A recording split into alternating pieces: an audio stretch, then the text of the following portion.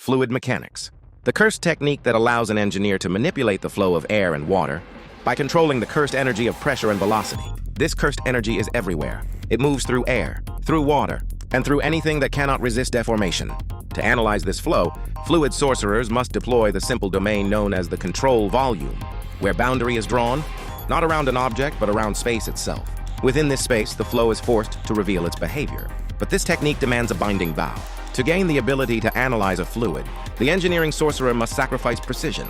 The flow is simplified, viscosity is abandoned, losses are ignored, the system becomes ideal. Within this simple domain, fluid sorcerers can invoke an ancient technique called Bernoulli's equation, a binding law between pressure, velocity, and elevation.